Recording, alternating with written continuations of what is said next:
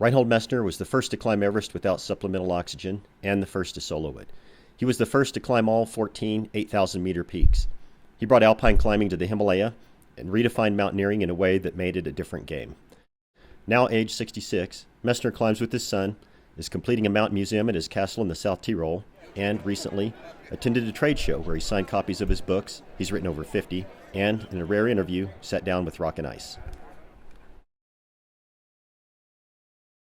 If you speak about all times, you are forced to put the climbs in competition. This is not possible.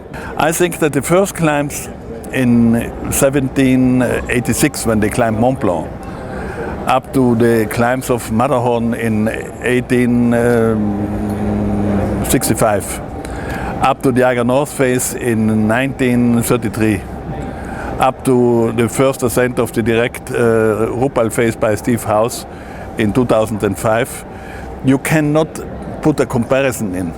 Each generation had the opportunity to do the goals of the time. And these are the leading climbs.